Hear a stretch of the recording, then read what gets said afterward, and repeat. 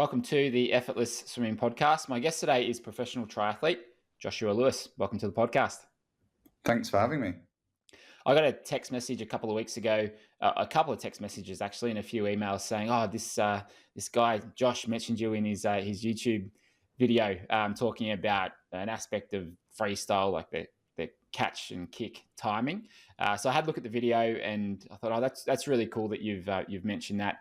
And you coming from a swimming background, still learning and still picking things up. I love to see that from athletes of your level. So that's how I came across you. And then we obviously got in touch, and I wanted to get you on the podcast to talk a bit about what you're up to, what you're doing, but also just to chat swimming in general, because you come from a swimming background. You've made it to a pretty high level in swimming. You've also competed at the Com Games in triathlon as well. So high level athlete in many sports. So I thought it'd be great to get you on to chat. So for those that are listening, what a little bit of background on your swimming career and then that transition to triathlon.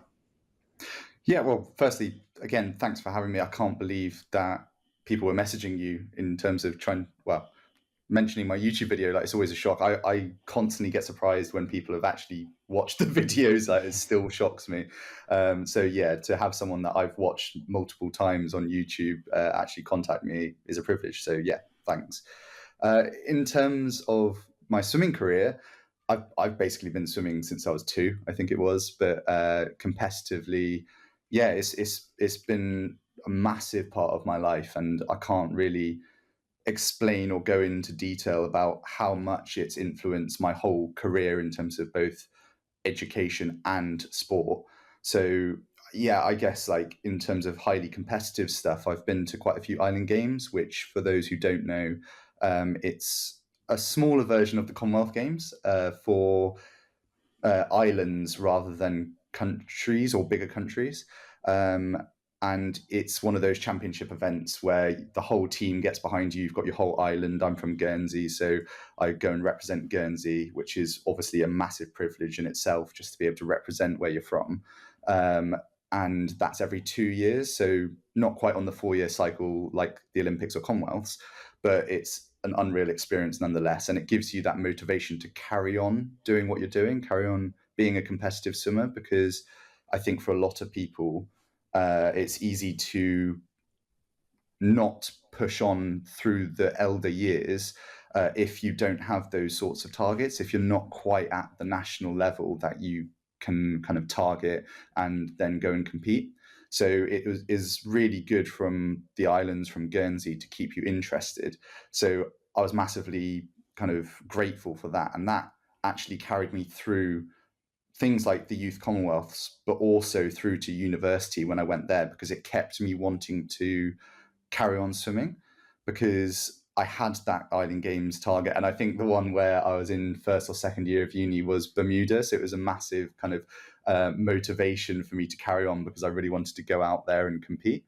So yeah, that was such an important part of education and sport, because it kept my structure through my days and allowed me to study at the same time and be effective in both. So I think that it can't be underestimated how much structure and kind of dedication and motivation it gives you to do both things and be efficient with your time. So yeah, no, I really think that those early years of swimming have massively helped in all aspects of my life, to be quite honest. And you finished swimming competitively at 24, and that's 6 years after finishing school. Majority of people, myself included, stopped training the same amount that I was usually when I was sort of full time when I went to university. So when I was 19, and I was still swimming twice a week, I think, but not of any great intensity or volume. But if you can keep it going, that sort of 18 to 24 mark, like you, for a lot of males, like your peak is actually like late 20s, sometimes early 30s as well. And so many swimmers do just stop because it is a massive commitment in terms of time and effort, and sometimes priorities change as well. But if you can just even keep something going, some sort of regular session or swim, it makes a huge difference going forwards. And as you said about the structure, over COVID, when there was like we couldn't go to the pool, when I lost that structure of actually of swimming, having my regular squad sessions, that was really hard. I need something in place to just give me that habitual sort of cycle to get into, and it's very hard. It was hard to not have that. So the fact that that kept you going through university and kept you on track, so you, I'm sure, studied well and got the results that you're after. I think it's a very important thing, is that structure. Yeah, 100%. I couldn't agree more. And it's just the kind of dedication as well to whatever you're doing. I think sport has a massive factor in that. So I was able to transfer that between education and sport, and like the whole ability to be able to break down a goal was then also into smaller chunks, for example, was something that you obviously do throughout your life within sport, because obviously you've got your end goal of a time or an achievement or an accomplishment, and then you've got to be able to break that down. And I was able to, luckily, transfer that straight into my studies in architecture. So I was like, okay, what does it take to get this result? And I was quite good at breaking that down with the marking criteria, and then being really efficient with the time spent doing that, in order to get the results that I kind of wanted. Mm. And that's what sport's really good for, is it's such a clearly defined goal that you can have, whether it be time based, whether it be making a team.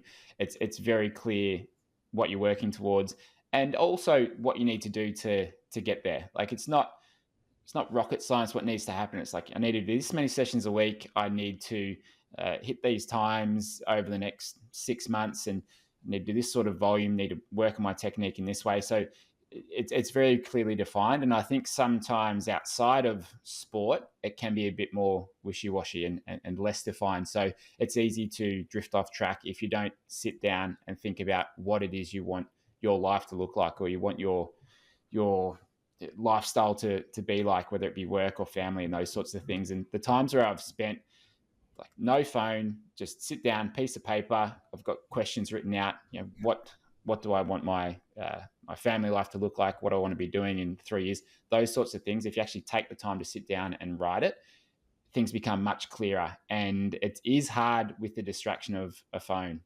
Like if it's there all the time, it's just hard to have those moments in that time where you're thinking very deeply about things. Yeah, I completely agree. And I actually think of what you're talking about as dials. So if I say I've got four different dials, for example, I might have more, but let's call it four. And I've got my relationship, I've got my sport, I've got my business, and I don't know, social. Um, you can't have all those dials turned up to 10. You've got X amount that you can like dial them up to. Say they're all at 7, and that's your kind of working capacity on all of those. If you need to push on and one of them, one of the other ones have to go down. So yeah, it's getting the balance right. If you don't want a balance, that's absolutely fine. And sometimes you can't have a balance, but it's you've just got to be able to prioritize correctly, and having those priorities by doing what you're saying and like jotting it down and knowing what you want and what your goals are and how to achieve them is really important to be able to prioritize what you want. And I think that's something that I've had to learn over time to be able to do more effectively. When you switch to pro triathlon, to essentially full time triathlon outside of your job, did you look at that beforehand and go, am I willing to commit the time and the energy into doing what it takes to become a pro triathlete? Because it is a big time commitment. It is not an easy sport to train for, because there's obviously a lot of moving parts. There's 3 different sports, and what's required is a lot of hard work and physically pushing yourself very often, very regularly, in those 3 different disciplines. So did you sort of look at that and go, yep, I'm willing to commit and do what I need to reach the goals that I'm looking to do? Because you basically look at, what are those that are in the top of the sport, what are they doing, and am I willing to make that commitment? I, that's a funny one. Like, I don't think I ever sat down and thought about it like that. I almost fell into it in a way. So I don't think I ever sat down and was like, I want to be a professional triathlete. That never really happened. Um, in when basically for my 4th year of study, I had to go to London to work. So I was kind of unable to train swimming as much as possible. So what I ended up doing was pivoting into triathlon because I was able to cycle and run a little bit easier in and around London rather than not having a swim club or a decent pool around me. So the pivot to triathlon happened in that year. And then from that, I basically was relatively good in terms of the Guernsey triathlon scene at the end of that year of training. And they kind of put on my agenda or made me clock the fact that I might be able to qualify for the Commonwealth Games for triathlon. And that was like a big deal for me. So I then kind of went back to university in my 5th year and was trying to juggle study and training at the same time. And to be honest, I knew that professional triathletes trained between that 25 and 30 hours a week, but I wasn't physically able to do that with having to study like 60 hours of architecture a week, which is probably a lot less than the majority of my year group were doing. So it was a case of how do I kind of get the best result in architecture, because I think I was like teetering on potentially getting a first, which is, I think it's changed now, but I was like, I think I know what it takes to get a first, but then at the same time, I really want to qualify for the Commonwealth Games. And again, it was that priority thing of this is what it takes for qualifying. This is what it takes for a first. How do I balance those? What do I want more? Commonwealths for sure, because that's potentially a once in a lifetime opportunity. A first, will it actually make a difference in my life? Probably not. So it was a case of transition or making that decision to concentrate a little bit more on triathlon than study. And then I did manage to qualify. And then when I qualified, I then went full into triathlon to focus on the Commonwealth Games. So it was like a weird transition. And then when I spent that year, basically I had part-time work, like just trying to fund myself to be able to do the triathlon.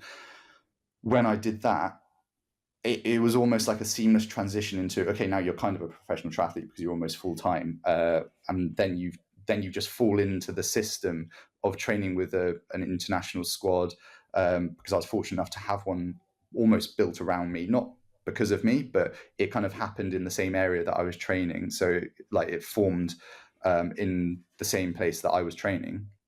So I was training with the international triathletes, and then all of a sudden you're on this conveyor belt, similar to, I guess, what happens in education quite often. You just get conveyed through the system until you get to the end of university, say, and then you're like, what am I doing with my life? But because I had the seamless transition of doing university and then conveying straight on to the triathlon scene, it wasn't an active decision to become a professional triathlete. It was just the next step, I guess, in what I wanted to do at that time. Yeah, it's interesting. It makes me think back to when I first started coaching. So I was at university first year, and I was living on campus at Melbourne University, and they had a swim squad that was training twice a week, and the coach there was finishing up, and someone I think said, "Oh, look, they got a coaching role there. You know how to swim. Like you might be good at that." So I took on this coaching role, and my dad was or is a swim coach. My granddad was a swim coach as well, but I never thought I'm going to be a swim coach. It just hadn't entered my mind. But I did like teaching people. I did like working with people, and I think my brain was very much oriented in that kind of direction in the teaching coaching. Anyway, it's what I really enjoyed, just based on school. Like wouldn't tutor people, but I'd help them with different subjects and stuff like that. And I really enjoyed it. And then, so I got this coaching role twice a week, enjoyed it. One of the swimmers there said, "Oh, we've got a master's club. Our coach there is leading. We'd love you to come and see if you want to do it." And ended up coaching 7 sessions a week there for about 8 years. And at that time, I started effortless swimming while I was at university, and then just sort of started that while I was coaching for about 12, 13 hours there at this master's club. And yeah, like same thing. I just sort of fell into it, but realized that I loved it. And then just, you see what you really enjoy doing, and you just sort of follow that path. So yeah, for me as well, it wasn't just an active decision where I'm like, all right, what do I want to do with my life? You just, especially at that age, you just got to figure out what it is that you're good at, what you like, and how you like to think. And what you're doing at the moment is teaching architecture at university, and so you're obviously sort of thinking that way as well, and you're coaching triathletes as well. So yeah, you're probably very similar sort of mindset to mine, I imagine. Yeah, I'd say definitely very similar. And the way that you describe, well, I say falling into it, and I realized that I explained my transition into professional triathlon as falling into it as well. But it's far more. We should give ourselves more credit, I think, because we've both put ourselves out there to do things which we thought we might be good at or had an interest in, and actually pursued it. So I think that I always forget that I've put myself in the position to do these things, and whilst it is falling into place and things like that, it's actually far more. You've given yourself the opportunities, you've put yourself out there, you've explored what you might be interested in, and I mean, I'd never have it any other way. Like I've definitely never been shy to put myself in positions, like try and help other people. I was always like putting myself out there to like be a year rep or tutor people before I started actually tutoring after university. It was There was an option to, I think, tutor younger years, and I would always like put my name forward just because I enjoyed it.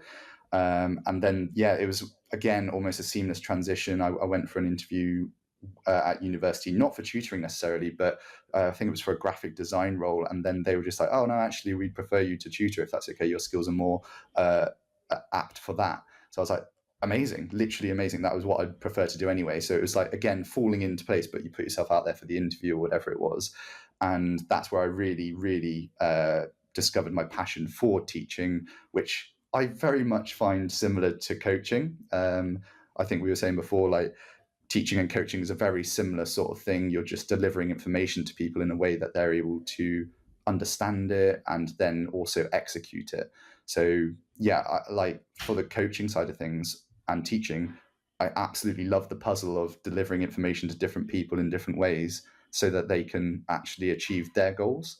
So yeah, no, it definitely sounds a similar sort of kind of trajectory as to what you found with your teaching and coaching. And I always have to remind myself that people who are starting out swimming, and it's the same thing with triathlon, is that can be a very big step for them if they don't have a background in any of the sports, or even if they've got a background in running but they're new to swimming or to cycling. It can be quite nerve-wracking for them. It can be people can be quite reserved and very conscious about how they look or in the water, what they're doing, those sorts of things. So getting into a sport like swimming or triathlon can be a big life decision for people. So just I have to remind myself that like not everyone's comfortable or confident walking into the pool, and like you don't know how it works in the beginning. You don't know that you've got to go around in a circle and get in the right lane, and there's all these little rules that we have to learn. And so even just some of those basic things can be life changing for people when they learn them. And in terms of putting yourself out there, I think it's like those things that you hesitate to do, that are a little bit scary, are the ones where you look back and go, I'm so glad I did that. And some of those ones for me were when I started this podcast, which was I think it was about 10 years ago now. Like this was before podcasting was cool. I started the podcast because my coach said, look, you should start this podcast. And I was like, so I thought about it for 6 months, and then I'm just like, all right, I'll do it. And I had a guest, Michael Klim, on, who's an Australian Olympian, and he was my first guest. And I was so nervous talking to him. I was there like an interviewer, just asking him questions, and there was no back and forth, because I'm just like, I'm this, who wants to listen to me first of all, and then I can't believe this Australian champions decided to come on my podcast. But I'm so glad I did, because had I not taken that step, we wouldn't be talking. Most people probably wouldn't know about effortless swimming, and I wouldn't have developed and grown as a person and as a communicator. And I've learned so much from this podcast with guests I've had on, and just improved my communication skills because of this. And we're nearly 300 episodes in, and I'm just so glad I took that step. So it is those decisions that can be a little bit scary initially, that you often look back at and go, God, I'm glad I did that.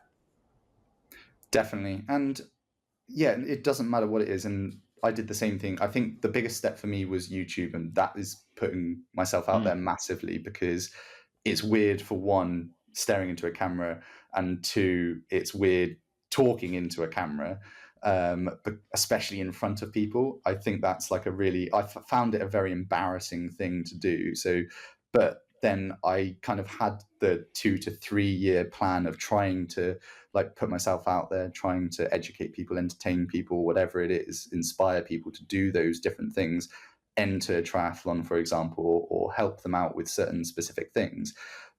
But it was still terrifying. Like I kind of, I guess, sandbagged it in front of my friends and was just like, yeah, it's so embarrassing, whatever. But I was just like, I know I have this end goal of trying to help other people. So it's something that I really want to do, but I still kind of wanted to diffuse it in the eyes of others, I think, for a long time, until I started getting the affirmation, I guess, from other people when I met them, or the comments on YouTube being like, oh, it is really helpful, we love what you do. Like, and again, like I said earlier on, like, it shocks me whenever people watch them or watch the videos and then comment or talk to me about them, because I'm like, it's baffling that people actually are interested in what we have to say or what I have to say. Like, it does shock me every time, but it's really nice. I do love it. It means everything to me. Yeah, I think taking that first step is the biggest one, especially when you got no followers, you got no audience. It's like, oh, all right, and it's like a little bit nerve wracking. However, the good thing about that is no one's watching you when you've got no audience. So it doesn't matter what you say, doesn't matter how you do it. No one's going to be watching you anyway, and so you can just get better over time. And it's the same thing when people are new to swimming. Like, they'll go to the pool and be nervous about it. Oh, what are people gonna think? But no one's watching you. No one cares how you swim.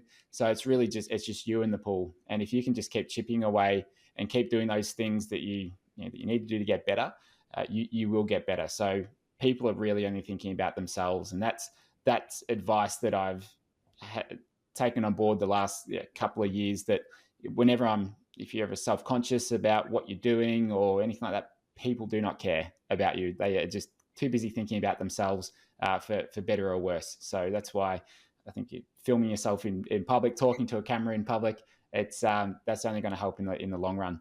Now, I want to just shift gears a little bit and talk a bit about swimming. So you're obviously accomplished swimmer yourself. You're still looking to improve, like I think all the good swimmers are, all the good triathletes are. What are some of the fundamentals that you think about personally, not for your athletes, but for you personally? What do you always sort of keep in the back of your mind as you're swimming? Firstly, I think technique-wise, it's a bit of an obsession.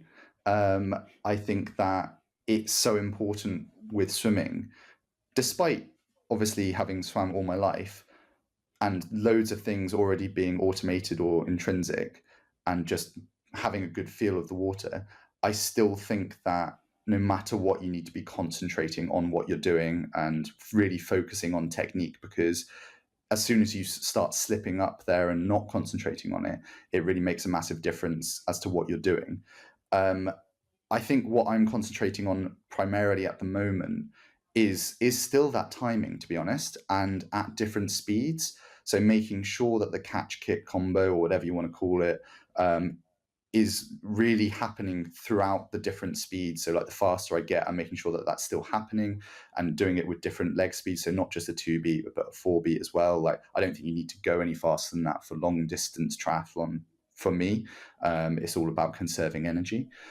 So yeah, just like, I guess that's going on to the main point with triathlon specifically, is it's all about going as fast as possible for the least energy possible, because swimming is just one of the 3 disciplines. And yes, you need to be at the front of the race as a professional, otherwise the race goes away from you, but you've got to do that for the least cost possible. So it's my current focus in swimming is just efficiency in the water for the best speed. And have you found yourself going too hard in the swim in races in the past? Because when I had my brief stint in triathlon for a season, I really only cared about winning the swim.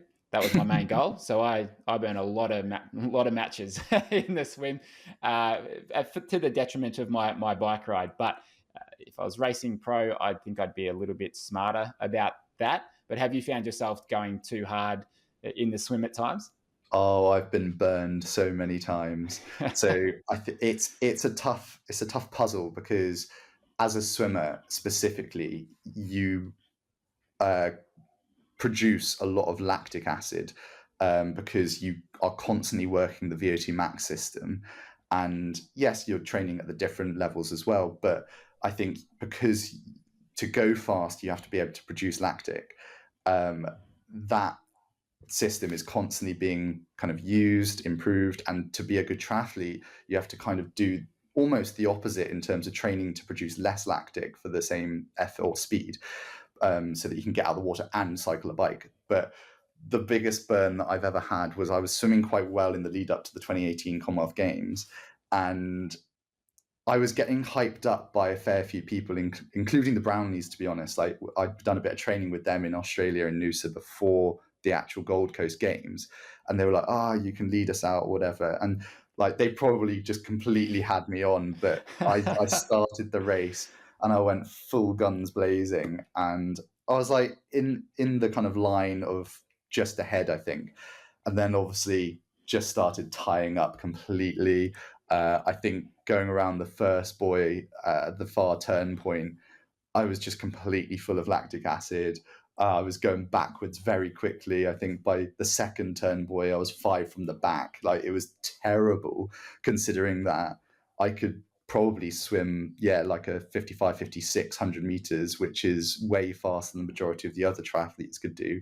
But then they could swim 106s constantly. And I could, like, by the end of the race was probably swimming like 120s, 130s and coming out like a bag of spaghetti.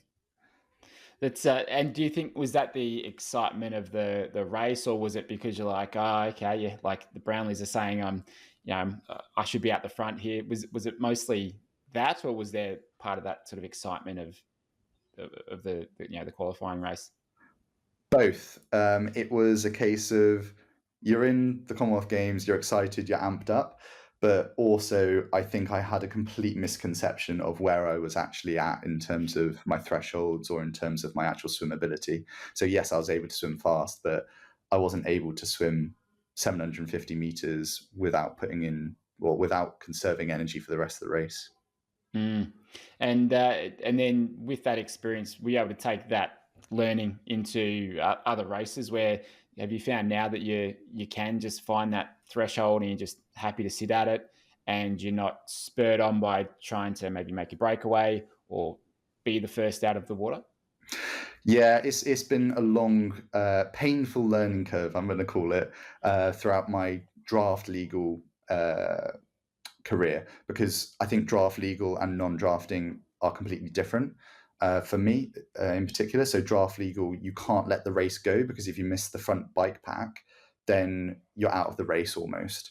So you need to be near the front. You need to be trying to make that pack, and I think that excitement or that kind of pressure to make it caused me harm, because I was constantly thinking that I should be at the front of the race and just not having the ability to. So I definitely had to learn how to race, like you're saying, and just keep a lid on things, especially to that first buoy, so that I didn't completely gas myself. And then that I have learned that towards the back end of my draft legal career. And so for people who don't know, draft legal is when you can like cycle in a little peloton, whereas non-drafting, you have to keep your 12-meter gap or 20-meter gap in challenge events. But when I've gone into non-drafting racing, it's a lot easier for someone like me, who's notoriously a pool swimmer, because there's a thinner field of top quality swimmers. So you get a little bit more space around you. You don't get clattered, and I'm able to swim a little bit more like in a lane. So I'm able to swim a little bit more efficiently as well without being hampered. Because as soon as I get hampered by people, then I'm like panicking, building up lactic, and struggling for the rest of the swim essentially. Mm. And in terms of swim sets and sessions, people do like to hear what kind of sets people at the top level are doing. Are there any regular sets that you'd be doing, and what sort of cycles are you on? What sort of paces are you holding? Yeah, we do some disgusting sessions, to be honest.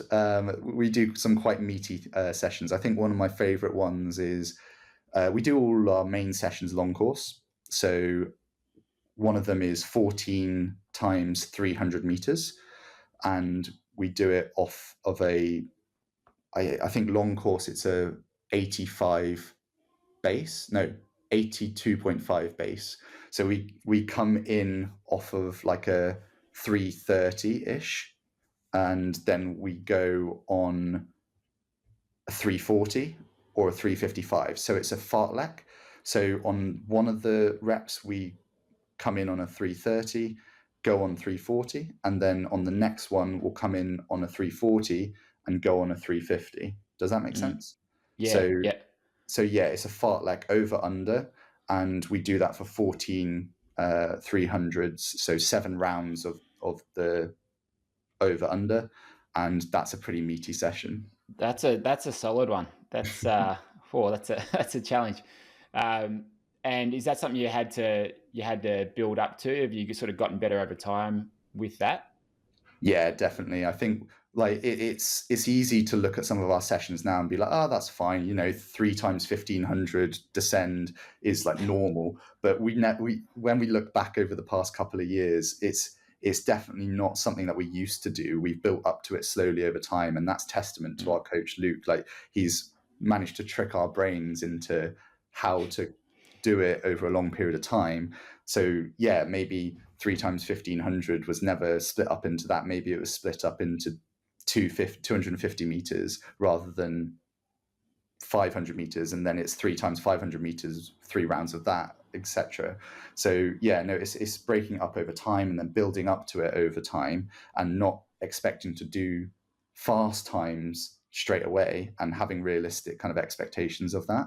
And it's been really good, and like where we're at now, I think is a shock to when freshers come and join us at university and join the performance squad, because they're like, what are these sessions? And then yeah, we just need to kind of like be like, no, just start out like this, and then you'll be where we are by the end of your year. So yeah, it's good. Yeah, and you might be listening to this going 14 300s that's like my whole week of swimming that much distance.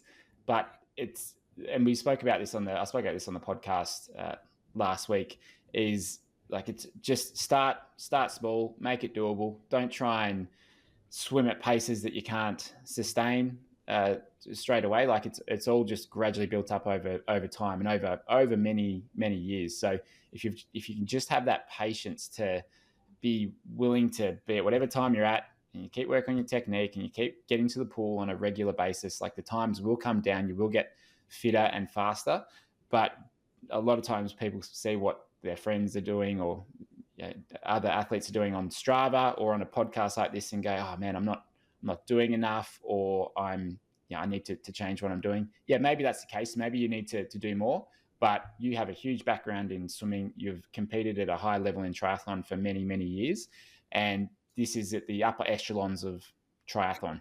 So you don't need to get there straight away. Just take your time. And thinking of an athlete who's been on the podcast who lives near you, Josh Sally, he only started about 18 months ago now, started swimming, and he's already doing some pretty decent volume in his sets. But he's been very regular with it, getting to the pool a couple of times a week, and he's consistently focused on his stroke. And over that 18 months, he's just built it up over time. So you can fast track things, but you can't fast track it without doing the work. It's like you just need that consistency over time. And it sounds like, I mean, you've had that consistency for many years. So there's no getting around doing the work. No, couldn't agree more. Consistency is king. That's something that I try and teach in architecture when I'm tutoring, or whether it be my coaching philosophies. Like the overarching goal is to be consistent, and that's something that I've had throughout my life, but specifically in triathlon, is just keep turning up, keep doing what's necessary, be patient, like you say. That is the key. Focus on yourself, not on others. That is something that every athlete falls foul to, I feel, from time to time, and it's one of the key things that I think that enables you to be consistent is to have the intensity control, the kind of whereabouts to be like, this is what I need to do for myself, rather than this is what someone else is doing, I need to copy that. So like, I don't think that anyone should be looking. I very rarely look on Strava myself, because I'm very confident in what I'm doing, the program that I'm doing, and don't feel the need to kind of seek out what other people are doing to compare myself to others. I am a strong believer of what I'm doing is good enough, and therefore it doesn't really matter what other people are doing, because I'm optimizing everything possible for myself. So if other people have the same belief, yes, Strava is fantastic for social, for all of that sort of jazz, but don't be trying to compare yourself to others and what they're doing to improve what you're doing. If you've got a good coach, if you've got a good training plan, then you need to put full trust into that, rather than trying to look for other ways of doing things or what other people are doing. I don't use Strava a lot at the moment because I haven't been running heaps, but if I'm ever on it, I'm just like, I don't want to see anyone else's feed. I don't care what they're doing, because I know it's more than me. I just want to see, like, all right, where did I run this last time, or what was the elevation? It's like, that's all I care about, because seeing them, the only thing I could get from it is maybe some motivation, where I'm like, I stuff this guy, like I'm fast, I'm fitter than him. Like, all right, I'll do more. But yeah, really, it's just, if you're focused on yourself, then and you just keep working at it, that's where the results will come. So, Josh, I appreciate you being on the podcast, and also for mentioning effortless swimming in one of your videos recently. And I'm glad you did, because it's put us in touch. And you're a great communicator. You seem like you got a good head on your shoulders, and obviously a very high level athlete as well. So I wish you all the best for your pro triathlon journey, and I've got no doubt you'll go a long way, because very well spoken. You're doing a lot of things with your triathlon, the YouTube, working as well. So you good time management as well, by the look of things. So I wish you all the best going forwards. Where would you like to direct people to if they're listening to this and would like to follow you? Yeah, I mean, it depends what people are interested in. If they're interested in coaching, like, please do drop me a message or visit our website, entirepc.com. Or if you just want a little bit of motivation or insights into what I'm up to on a weekly basis, then my YouTube's probably a good shout. I don't know where you can find the link, but I think it's at Josh_Lewis on YouTube as a URL. But yeah, that's probably the best bet for people if they just want a little bit of an insight into what I'm up to and maybe some tips. But yeah, like I said before, credit where credit's due. Effortless Swimming is a fantastic platform. I've learned so much from it myself. I direct a lot of my clients there as well for swim technique tips. So yeah, no, it's been really nice to chat to you as well and get in touch and just hear a little bit more about what you're up to. Yeah, I appreciate that. Thanks very much, Josh, and great chatting. Likewise. Cheers.